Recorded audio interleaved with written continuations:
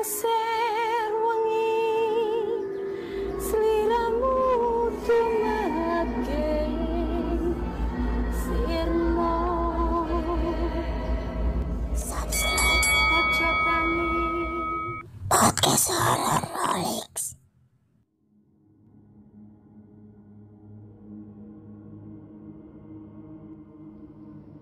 Namaku Wahyu.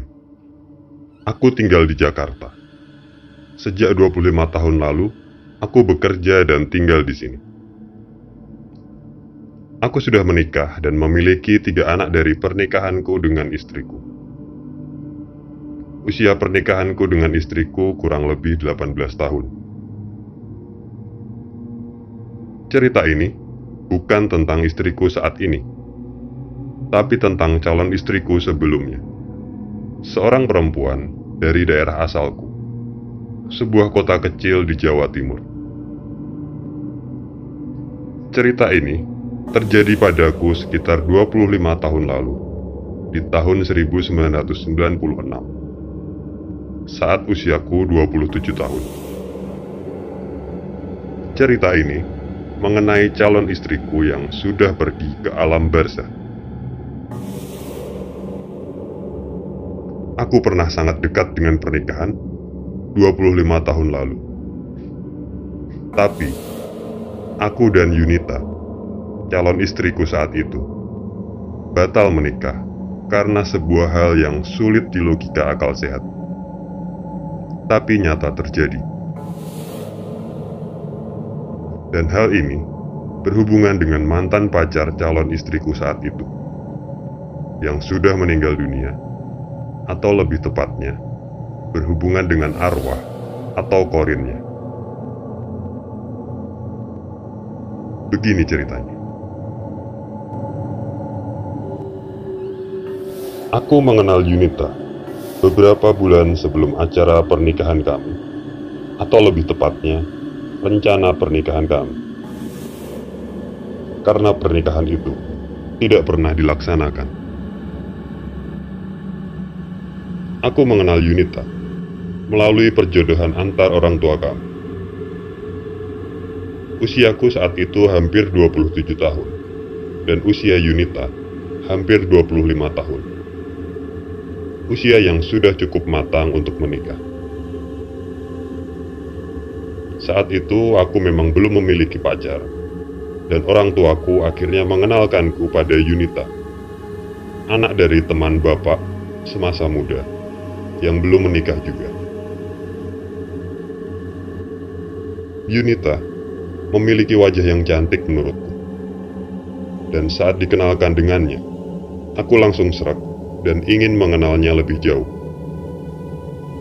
Aku tidak keberatan dengan rencana perjodohan itu, dan beberapa pertemuan keluarga selanjutnya lebih serius membahas mengenai rencana pernikahan kami.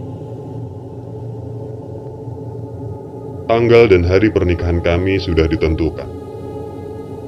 Segala persiapan, mulai dari memesan catering, dekor, memesan undangan, dan mendaftarkan pernikahan ke KUA, juga sudah mulai dilakukan.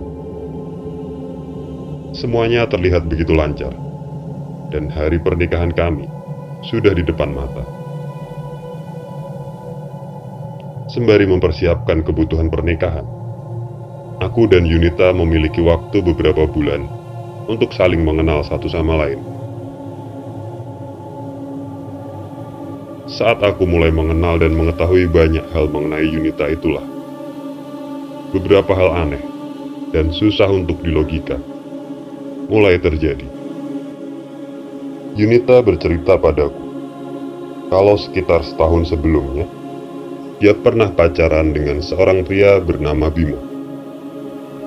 Namun hubungannya dengan Bimo tidak disetujui oleh orang tua Yunita. Alasannya adalah latar belakang Bimo dari keluarga miskin, dan keluarganya berantakan.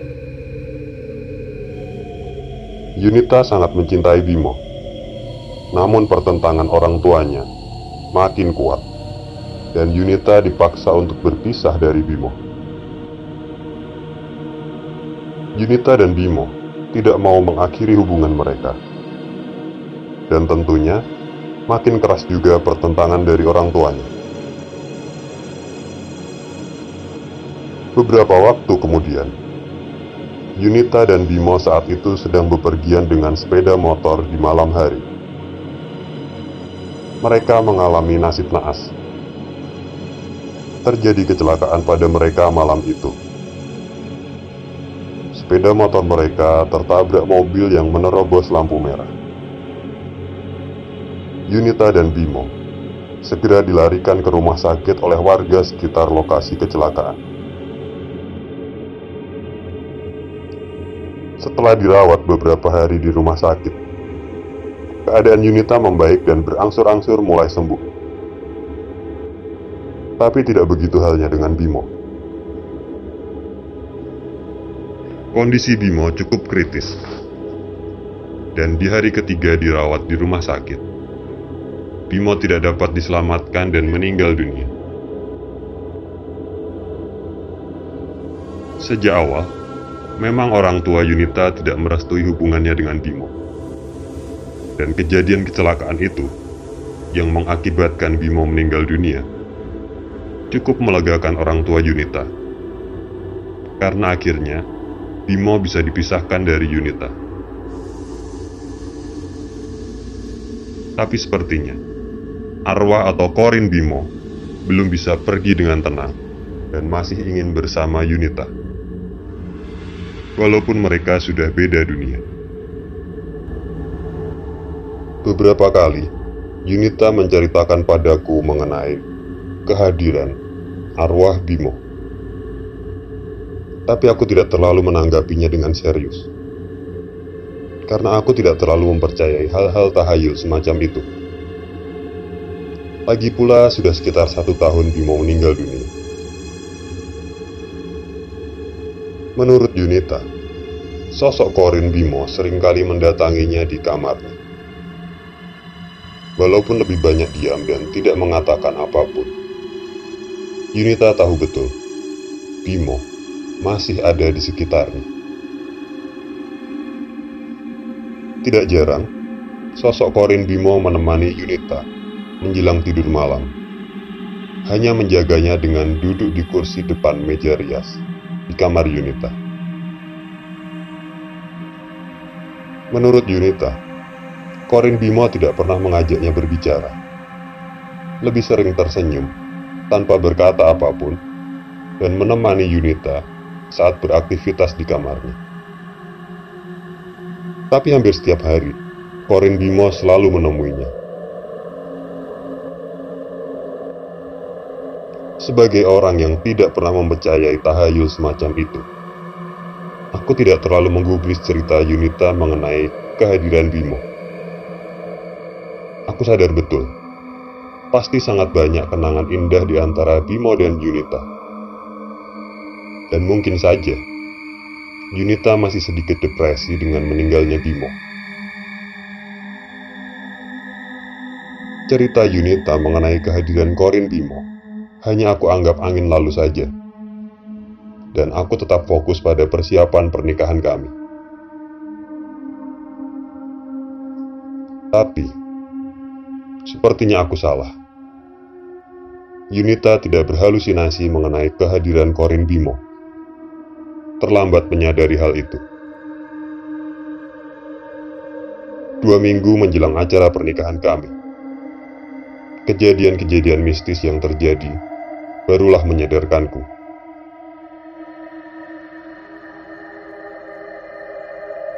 2 minggu menjelang hari H pernikahan kami, aku ditelepon oleh bapaknya Yunita, calon mertuaku. Beliau mengatakan kalau Yunita saat itu kesurupan. Aku segera menuju ke rumah Yunita. Sesampainya di rumah Yunita, sudah ada beberapa anggota keluarga dan warga sekitar yang berusaha menenangkan Yunita. Tangan dan kaki Yunita dipegangi oleh beberapa orang. Namun Yunita terus meronta dan berteriak-teriak tidak karuan.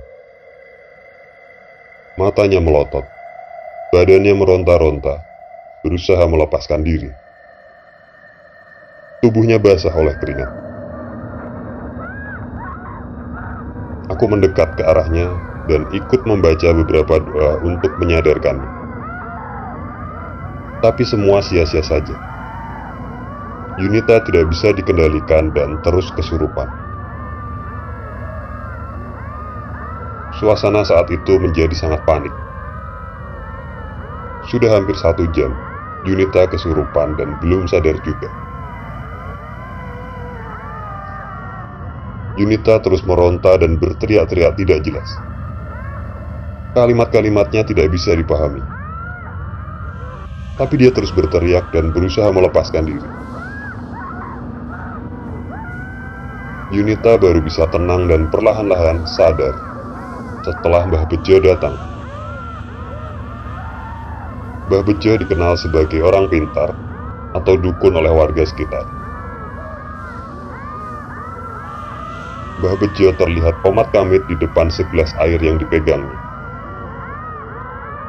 lalu menyiramkan air tersebut ke wajah Yunita. Tidak lama kemudian, Yunita mulai tenang dan sadarkan diri. Dia kelihatan linglung atau kebingungan saat kesadarannya kembali penuh. Saat sadar, Yunita bertanya pada kami yang ada di sekitar. Bimo kemana? Tadi Bimo ada di sini. Mana dia sekarang? Aku langsung merasa merinding saat mendengar pertanyaan itu dari Yunita. Namun aku berusaha menenangkan diri dan menjelaskan ke Yunita bahwa Bimo sudah pergi ke alamnya.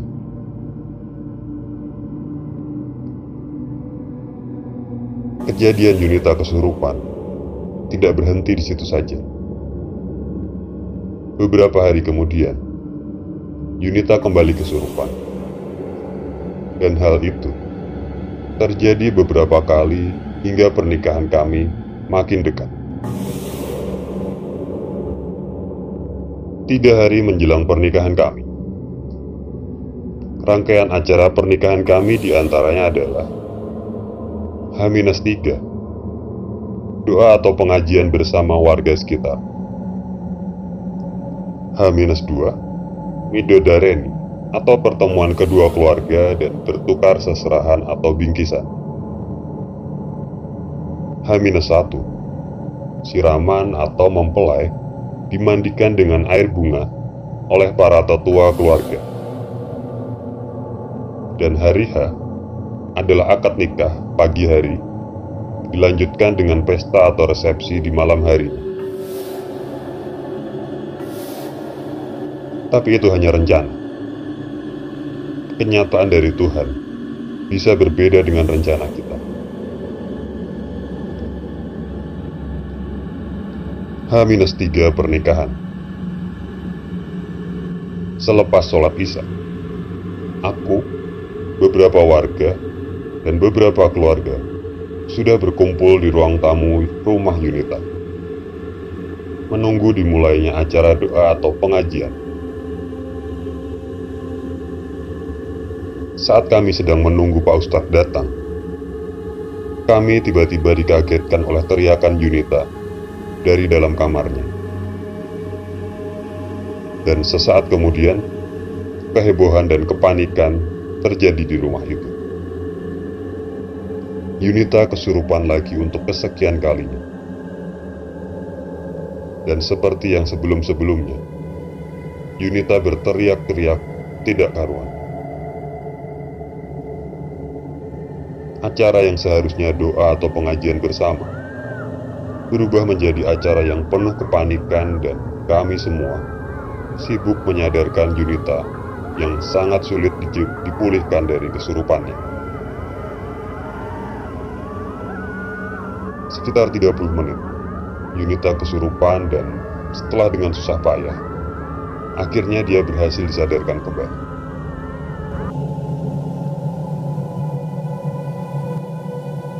H-2, acara Midodareni, atau pertemuan kedua pihak keluarga dan bertukar bingkisan. Lagi-lagi, Yunita kembali kesurupan. Dia berteriak-teriak, meronta-ronta berusaha melepaskan diri, dan terus berteriak-teriak tidak jelas. Kali ini, kesurupan Yunita makin parah dari sebelum-sebelumnya. Selain berteriak-teriak, dia juga membanting beberapa gelas dan barang apapun yang bisa diraihnya. Lagi-lagi kehebohan dan kepanikan mengacaukan acara ramah tamah keluarga yang seharusnya berlangsung akrab dan tenang tersebut. Memang, akhirnya Yunita bisa disadarkan dan pulih seperti biasa. Tapi kejadian kesurupan yang berulang itu membuat ketenanganku mulai terusik.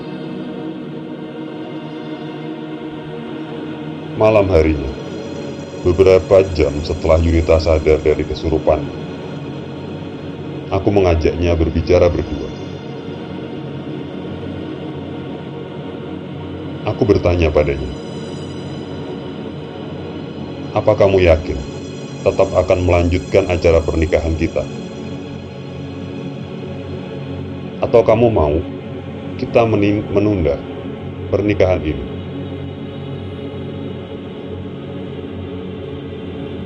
Yunita menjawab, "Aku tetap mau lanjutkan pernikahan ini. Tapi Bimo enggak mengizinkan. Bimo enggak membolehkan aku menikah dengan kamu."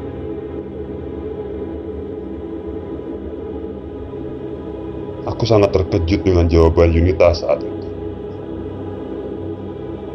Lalu aku menjelaskan padanya bahwa Bimo sudah berbeda alam dengan kita, dan memintanya untuk mendoakan Bimo supaya tenang di alamnya.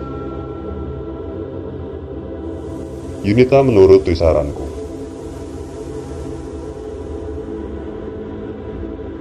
Setelah merasa cukup berbicara dengan Yunita, aku pun berpamitan untuk pulang ke rumahku.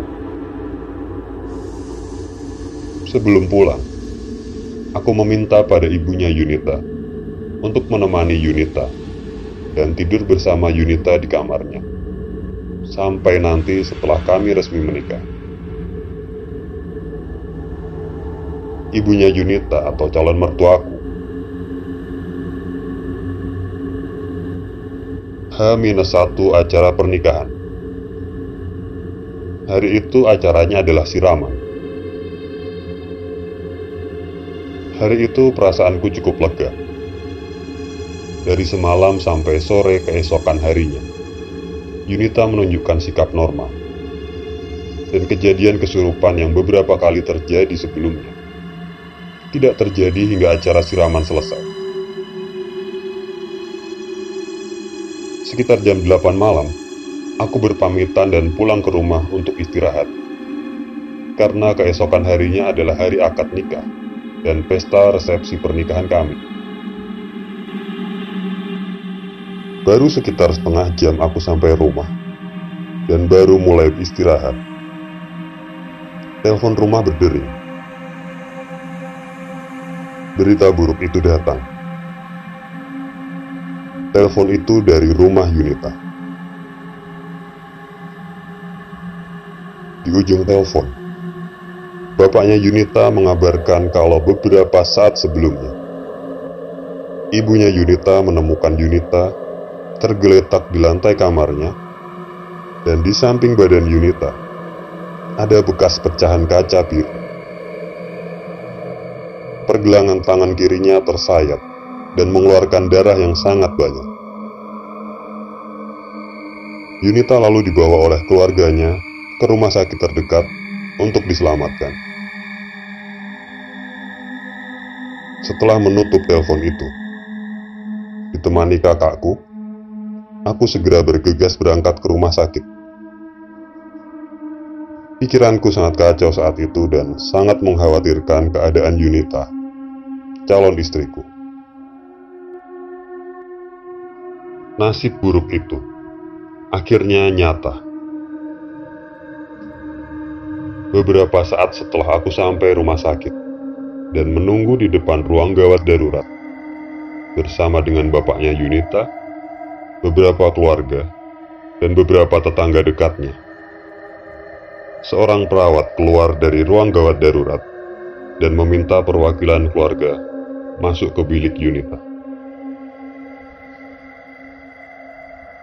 Aku dan bapaknya Yunita lalu mengikuti perawat itu. Terlihat jelas ekspresi kecemasan di wajah kami.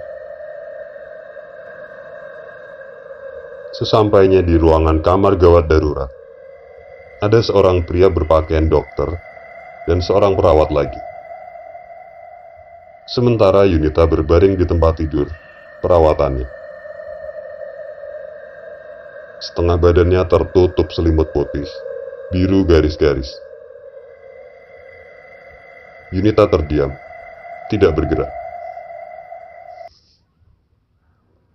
Dokter itu lalu meminta maaf pada kami dan menjelaskan bahwa Yunita tidak dapat diselamatkan dan baru saja meninggal dunia. Aku dan bapaknya Yunita tidak bisa berkata apapun setelah mendengar penjelasan dokter itu.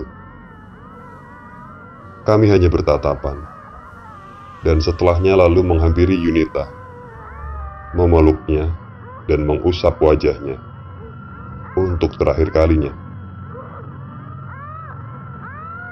Bapaknya Yunita menangis histeris untuk beberapa saat.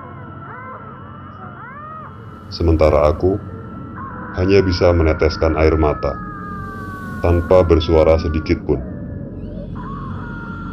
Hatiku terasa dingin dan beku.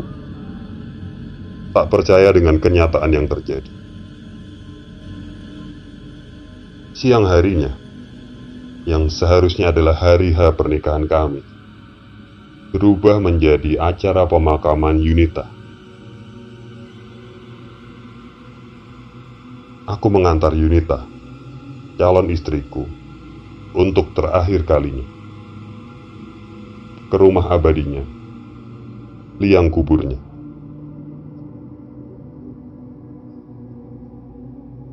Selepas sholat Isya, setelah selesai acara pengajian di rumah Yunita, aku meminta izin pada orang tuanya untuk masuk ke ruang kamar Yunita. Bapaknya Yunita menemaniku saat melihat-lihat di kamar Yunita. Beliau berdiri di dekat pintu dengan tatapan kosong, meratapi dalam hati kepergian anak perempuannya yang batal menikah denganku. Saat di dalam kamar Yunita, aku mengecek kelaci meja riasnya, dan aku menemukan sebuah kertas yang bertuliskan namaku.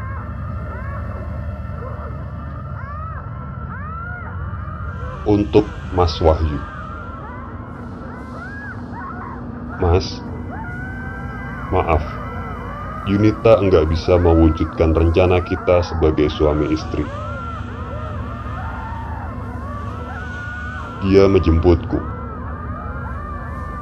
Yunita pamit ya, Mas. Aku pergi dengan Bimo.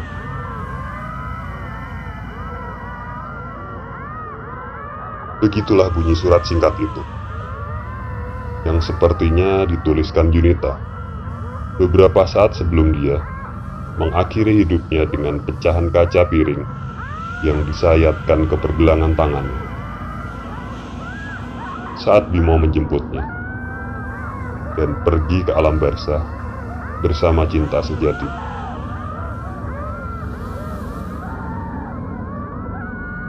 Setelah kejadian itu, beberapa bulan kemudian aku pindah dari kotaku di Jawa Timur ke Jakarta untuk bekerja sekaligus untuk melupakan kenangan pahit itu.